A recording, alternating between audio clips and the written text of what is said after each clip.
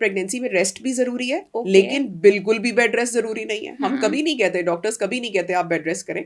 आप regular routine work करें, हल्के फुल्के घर के काम काज हैं और खाना पकाना, कपड़े वपड़े धोना। आप बस ऐसा काम ना करें कि बार बार उठक बैठक जमीन पे हो रही है, ओके। वाटर बैग लीक होने के चांसेस होते हैं। बच्चे की तरफ खून की सप्लाई ज्यादा जाएगी तो बच्चे की ग्रोथ अच्छी होगी। ओके। रमजान में ऐसी कौन सी चीज है जो खाई जाए, मस्ट है कि रमजान में रोजे के दौरान ये चीज लाजमी खानी है? कोई एक मुझे चीज बताते हैं। फ्राइड चीजों को कम रखें। मैं ये नहीं कह रही ओके। खत्म कर दें, क्योंकि जाहिर है सारा दिन का रोजा रखा हुआ होता है, एग्जैक्टली। इंसान को कैलोरीज तो चाहिए।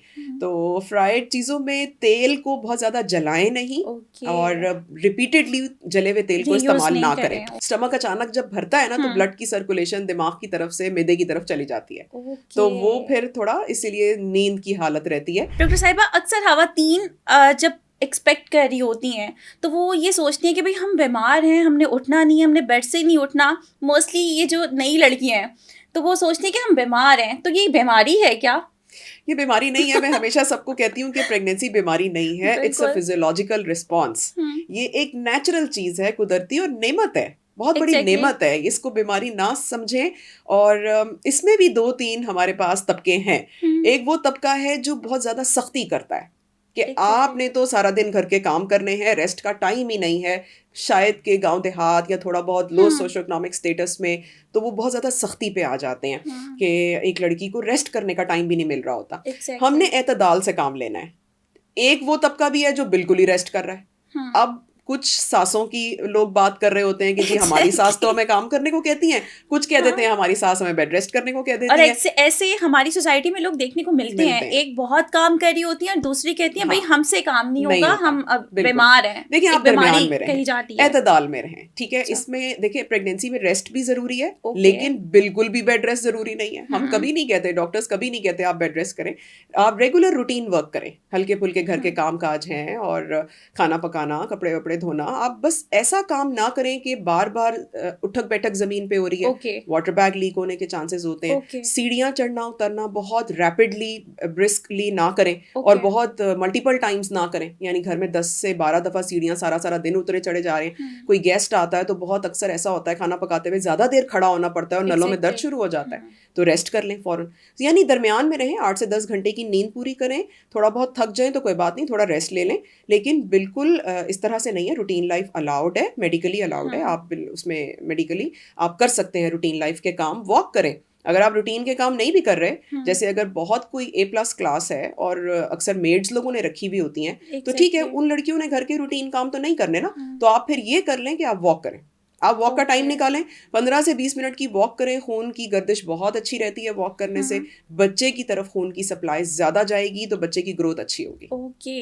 डॉक्टर साहिबा, आप क्या सजेस्ट करती हैं, चाहे वो हामला खवातीन हो, चाहे वो आम कोई भी हम जैसे लोग हों, रमज़ान में ऐसी कौन सी चीज़ है जो खाई जाए, मस्ट है कि रमज़ान में रोज़े के दौरान ये चीज़ लाजमी खानी है? कोई एक मुझे चीज़ बताते हैं, ज़रूरी है। देखें, गर्मियों के मौसम में डिहाइड्रेशन जल्दी हो जाती है, तो फ्लूइड्स ज़्यादा से ज़्यादा लें।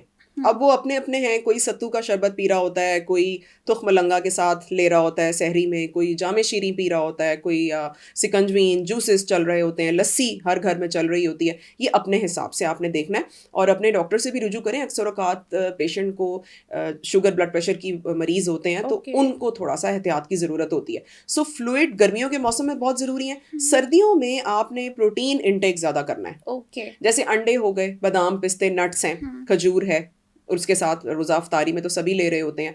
फिर इसके अलावा चिकन, मटन, बीफ, कीमा, शामी कबाब, ये चीज़ें प्रोटीन की हैं। और जो फ्राइड चीज़ें चल रही होती हैं दस्तरखान पे, ये चीज़ें लाजमी चाहिए होती हैं अफ्तारी के टाइम। फ्राइड चीज़ों को कम रखें। मैं ये नहीं कह रही ओके। खत्म कर दें, क्योंकि जाहिर है सारा दिन का रोज़ा रखा हुआ होता है, एग्जैक्टली। इंसान को कैलोरीज तो चाहिए। तो फ्राइड चीज़ों में तेल को बहुत ज़्यादा जलाएं नहीं, ओके। और रिपीटेडली जले हुए तेल को रीयूज इस्तेमाल नहीं ना करें। करें। ओके। ऑयल की क्वालिटी अच्छी रखें, जैसे कैनोला ऑयल है, ऑलिव ऑयल हो गया, देसी घी हो गया, ये अच्छे हैं।